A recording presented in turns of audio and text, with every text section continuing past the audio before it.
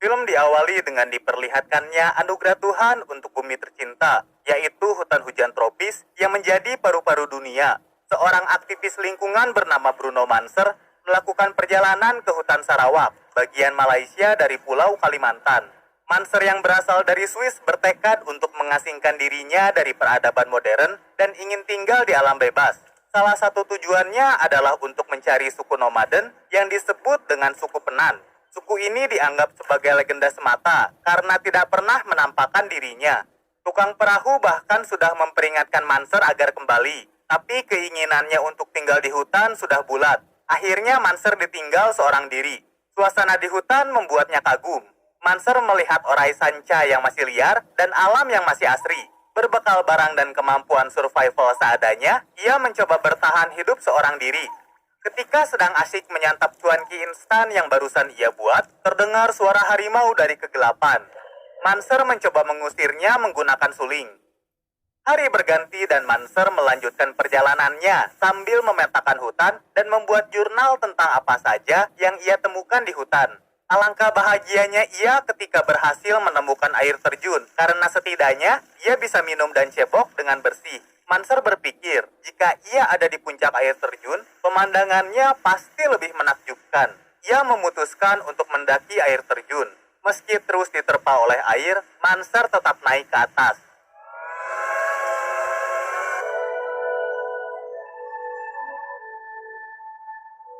Akhirnya Manser sampai ke atas. Tempatnya sangat cocok sebagai tempat persami. Pemandangan dari puncak juga sangat indah, sampai bisa membuat iri anak-anak senja. Keesokan harinya, Manser melihat asap yang berasal dari sisi hutan lain, yang mungkin saja ada orang di sana. Ia segera menuju ke sumber asap dan menemukan suku Penan. Matanya sampai bolotot karena akhirnya ia berhasil menemukan tujuannya. Penan sendiri adalah suku nomaden, alias suku yang berpindah-pindah dari satu tempat ke tempat lain untuk bertahan hidup. Mereka pindah untuk berburu, mengumpulkan makanan, atau menyesuaikan diri dengan musim. Orang-orang Penan menyadari kehadiran Manser dan memanggil kepala suku mereka.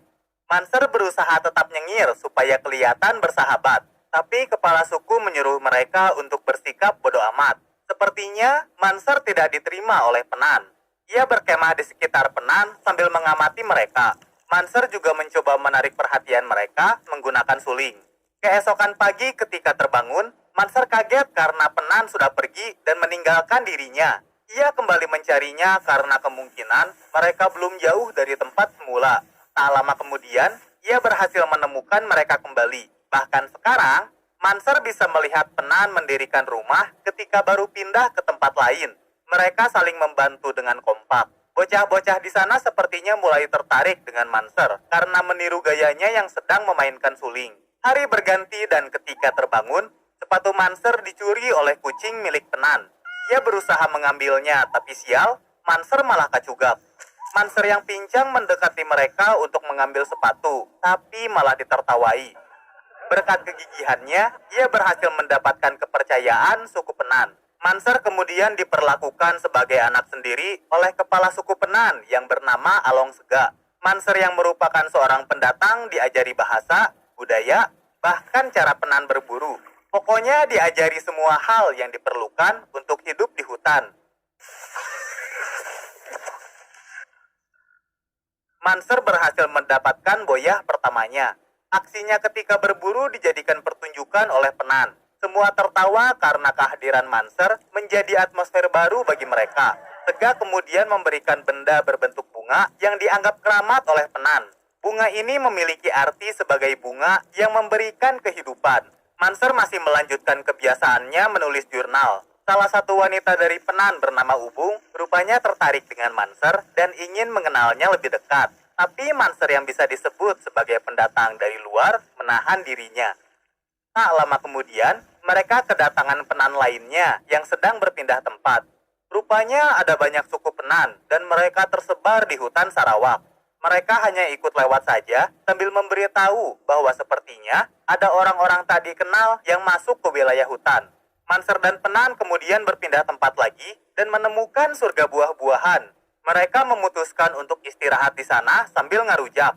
Ketika sedang mengambil buah, Ubung melihat tanda X di salah satu pohon yang entah dibuat oleh siapa. Ternyata tanda X tersebut adalah tanda untuk penebangan pohon.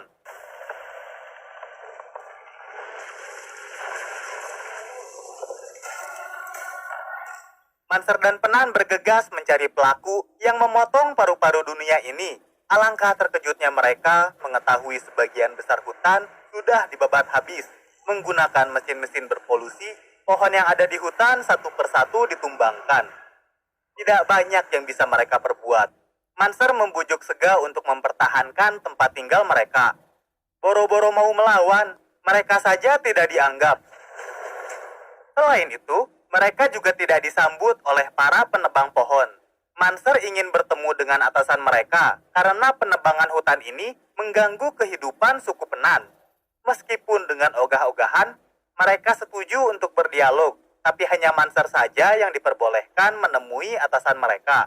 Manser akhirnya mengetahui bahwa yang melakukan penebangan adalah industri kayu milik pemerintah Malaysia sendiri. Kayu ditebang untuk dijual ke Eropa. Penebang pohon bersikeras bahwa hutan tersebut adalah properti Malaysia. Manser masih berusaha meyakinkan Sega dan Penan untuk mempertahankan wilayah mereka. Bersama suku Penan lainnya, mereka memblokir jalan penebang pohon. Meski diancam oleh supir menggunakan kunci roda, diancam oleh polisi, sampai nyaris ditabrak paksa, mereka tidak gentar membela tempat tinggal mereka. Malam harinya mereka kedatangan jurnalis bernama James yang terkesan dengan pemberontakan Penan melawan pemerintah. James menawarkan dirinya untuk menjadi perantara dan mendokumentasikan kerakusan pemerintah. Beberapa hari kemudian, awak media datang meliput perjuangan Penan dalam melawan pemerintah Malaysia yang melakukan penebangan hutan. Manser sangat berterima kasih kepada James karena sudah mau membantunya. Perjuangan Penan dipublikasikan oleh media dan sepertinya berjalan lancar. Tapi dengan tergesa-gesa, James melapor kepada Manser bahwa ia dijadikan buronan oleh pemerintah Malaysia. Manser menjadi musuh nomor satu Malaysia karena dianggap mengganggu jalannya hukum dan dilarang masuk oleh Perdana Menteri pada waktu itu.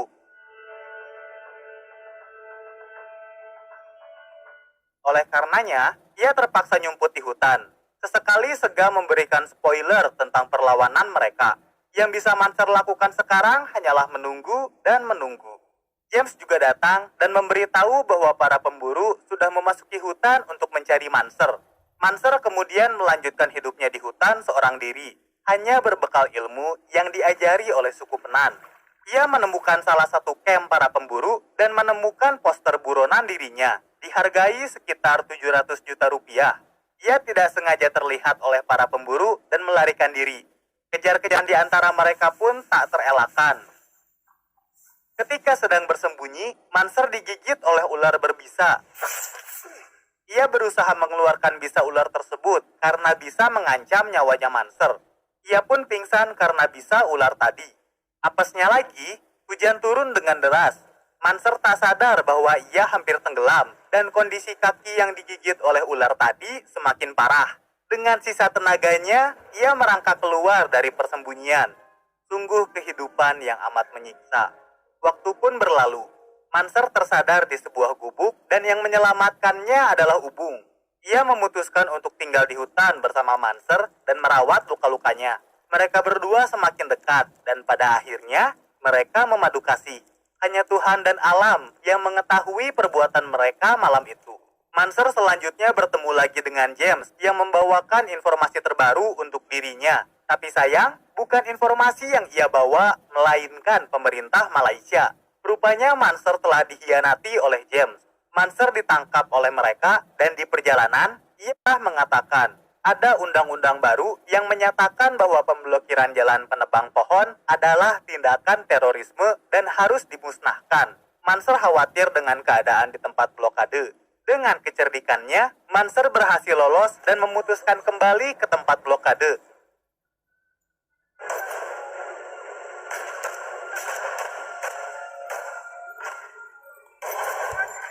Setibanya di sana, Manser disuguhkan dengan pemandangan yang menyayat hati. Blokade dirobos paksa oleh para penebang pohon. Sampai-sampai Penan menjadi korbannya, termasuk putra kandungnya Sega. Setelahnya tidak ada yang berubah. penebangan terus dilakukan dan suku Penan perlahan kehilangan tempat hidup mereka. Rasa bersalah menghinggapi Manser. Ia baru menyadari bahwa satu-satunya cara untuk membantu suku Penan sekarang adalah kembali ke Swiss dan membawa ini ke panggung internasional. Manser berjanji pada Ubung bahwa ia akan kembali. Sekembalinya ke Swiss, Manser membuat konferensi pers tentang hidupnya suku Penan yang terancam oleh penebangan Malaysia. Bersama temannya yang bernama Roger dan orang-orang yang satu visi, Manser mendirikan lembaga pengumpul dana yang dinamai Bruno Manser Fund. Kemudian ia bertemu dengan perwakilan komunitas Eropa atau EC yang mengimpor hasil penebangan hutan dari Malaysia. Manser menuntut agar mereka menghentikan aktivitas impor tersebut. Pihak komunitas menawarkan kompensasi untuk Manser, tapi ia jelas menolaknya. Manser tidak bisa disogok dan tidak ada kata damai selain menghentikan penebangan hutan. Tak lama setelah itu, Manser mendapat berita menyedihkan dari Sega. Pembabatan hutan terus berlanjut dan banyak orang Penan yang tergoda oleh program pemukiman negara untuk meninggalkan hutan. Dengan kata lain, mereka diharuskan keluar hutan, meninggalkan kebudayaan mereka, dan menyerah melawan para penebang hutan. Untuk memberitahu publik dunia tentang kehidupan suku Penan yang semakin terancam, Manser memanjat gedung yang menjadi tempat pertemuan konferensi tingkat tinggi pada waktu itu.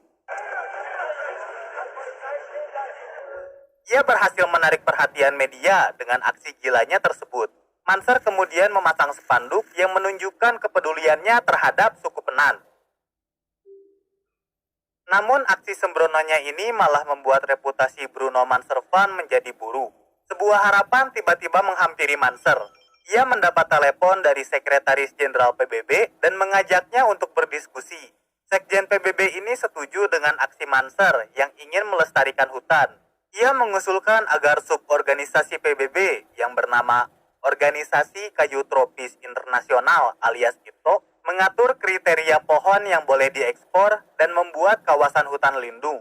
Kawasan tersebut nantinya dapat diklaim oleh Penan dan masyarakat adat lainnya sehingga mereka bisa tinggal di sana. Berkat pertolongan tak terduga ini, gairah Manser untuk memperjuangkan kehidupan suku Penan kembali berkobar.